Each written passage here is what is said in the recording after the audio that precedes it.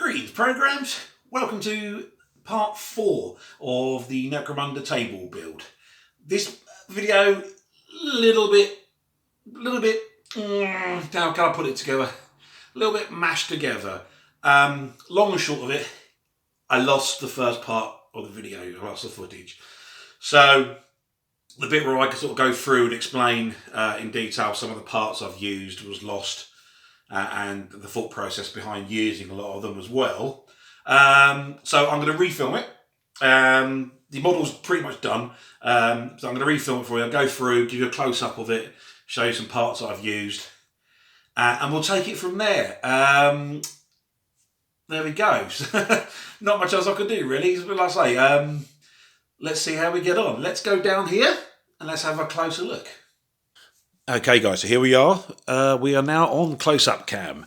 So let's have a look through this module and we'll highlight some bits that I've used and we'll take it from there. So this is the module I'm affectionately calling the stacks. Obviously greatly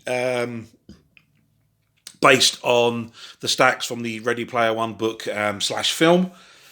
Where they all live in caravans, all stacked up one on top with the scaffolding, that kind of thing.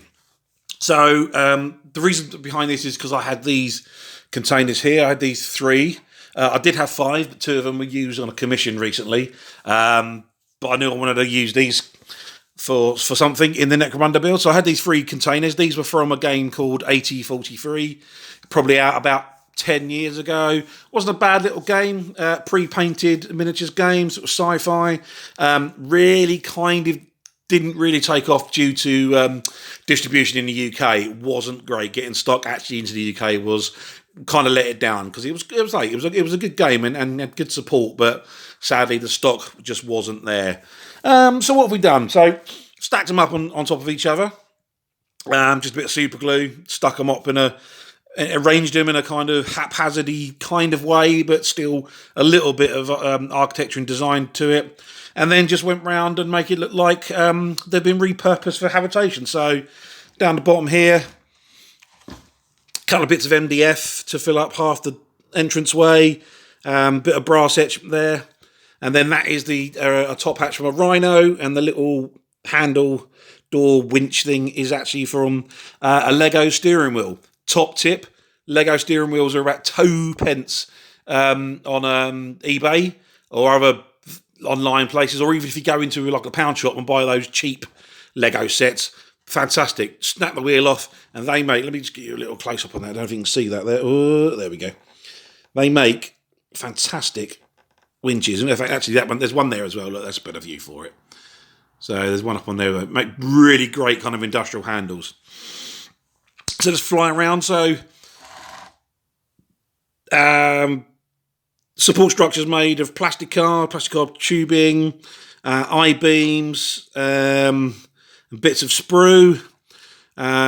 Stairs there made from some MDF pieces. I've got a big bag of loose MDF offcuts from MDF miniature companies. They sometimes sell them at shows. These big old bags for like £3 to £4, and I grab them every time I go because they have some wonderful bits in them. They're really good for a bit of for scratch building, basically. This is like a cable tie thing, so that's gone on there. That's a Lego exhaust pipe. Resin print of a door from Hurst Arts. That's also a resin print from Hurst Arts with an old Lehman Russ wheel. More MDF, another Rhino door. The pallet was from an old toy. Now, people have asked me where the hell I got it from. I honestly don't know, I'm afraid, so I can't help you in that one. What I am going to do, though, is I'm going to recreate it as a 3D file, whack it to my Thingiverse, which the link will be down there, and then you can print it off and download it and use it that way. Because, yeah, no idea where it came from. I've given it a bit of a scuff-up job. I've run the Dremel over it with a cutting wheel just to give it a bit of wear and tear. We'll flip around the back. Again, this is a Lego pipe. More Lego. This is a Lego pipe. This was actually from, this tank here is from an Indiana Jones and the Crystal Skull toy. It's the one that had the big cutting wheels at the front. There's all like the tree cutting machine. I used the big cutters on the front for an alt conversion a few years ago, so I had this tank left over, so that was quite a cool thing. More 3D printed tiles to tie in with the Zone Mortalis boards. These are the plastic drinking straw, buildable straws you get in pound shops. More rhino doors. The holes in the side literally was cut out with a cutting disc on my Dremel. I've kept the pieces. In fact, one of them from here, this has been placed. Oh, where is it? There. I placed it back on there. So go round. So yeah, the support structure for this container was I-beam. This is plastic. That's that plastic fluted plastic. You can just cut it down and it makes I-beams. And then that I-beam was made from some cardstock. This is from the old platformer Hex Terraformer stuff. I've got some of that left over. This is probably one of the rare main pieces of the GW kit on there.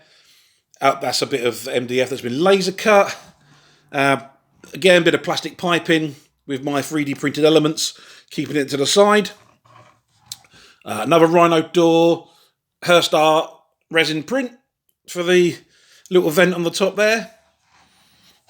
And then these were the Cities of Death floors, and again another bit of MDF that's been laser cut that I had lying around.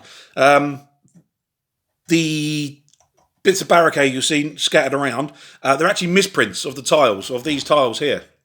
So I'll keep my misprints, and then you can scuff them up and use them as barricades and balconies, that kind of thing.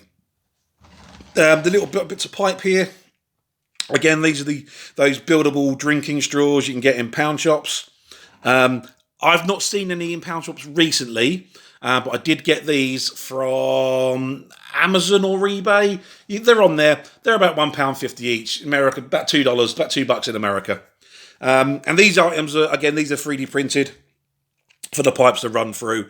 Again, all my 3D print stuff in the Thingiverse link down below. All free. Please use them. And you know, if you do make something with some of my stuff, send me a picture. PM me a picture, or I'm not sure you can post in comments, but love to see what you've been doing if you use my parts. Let's flip back around here. I didn't lose the footage explaining this and the lights, so that is next. Okay, calling this done. What have I done since the last section? Okay, so I haven't added much more detail to the overall structure because I was quite pleased with where I left it. But as you could probably see, the main thing I've done is added these lampposts. These are made out of various odds and ends that are in the bits box, bits of sprue, plastic card rod. Some of them heated and bent just to give it that kind of ad hoc higgledy-piggledy kind of look to them. Go moving for a close up there so you can see what I'm doing. So as you can see there, obviously the base has been sanded now, so that can get. So this is all ready for a paint job now. So pleased about that. And then obviously I'll start on the construction of the next tile. Got a couple of ideas for the next tile. Again, anyone fancy dropping some ideas in the comments below? That'll be perfect. Always happy to hear other people's thoughts, and they always spark an idea, or they might spark an idea for someone else. More 3D printed tile sections here going in just to kind of again tie into the Zone Mortalis boards, which I do have, so we will be using those at some point. But it kind of gives you that. Let's have a look, see if you can see that. There we go. A little bit of a visual tie in there to the board, so it does look like it's all part of the same underhive, or same construction, as it were. Now, obviously, the keen eye among you will know and see all these strung out wires. These were the LEDs I was talking about earlier. So they're all strung up now. Battery pack is in this little unit here. So let's unscrew that. So the base has been glued down to the tile. So I can just unscrew it. This does pull out. So if I need to change the batteries, I can do. Oh, can you see that? Yep, there you go. So if I can pull the batteries out, I can do so. But let's turn it on. There we go. Hopefully you can see that. Let me just wind it back round. I haven't picked up the thread there. Let's let's do that again. That was a great shot of my skill, wasn't it? Let's pop it back on and then screw it back down. There you go. So that's now screwed in again. So that's not coming out. But that is it, all lit up. I'm just going to quickly hit the lights so you can see that. 1 second, guys. There you are. The stacks all lit up.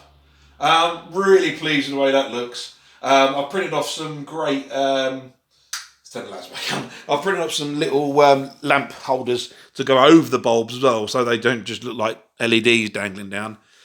So I'll be putting those on once the undercoat's on and the brown spray. And I've got some Tamiya clear yellow, which I'm going to paint on a few of them as well, just to dull them down and make like that a few of them are sort of like getting low on their life and dimming, as it were, or perhaps not getting any power or that kind of thing, dulling down a bit. Turn them off again. So, happy with the way that looks. So there we go, guys. Module 2 done. Next step, painting. So I'll give it my standard black undercoat with the brown over the top, and then I'll start weathering it again like I did with the Reclamator. So that will be in the next video, so please tune in for that one. Again, if you like what I'm doing here, please like, share and subscribe. All helps, all counts. Makes me know that I'm doing this for a reason. I'm doing it for myself, but it's nice to know that people are enjoying it and sharing in this journey with me. So you guys take care, and I will see you in the next video.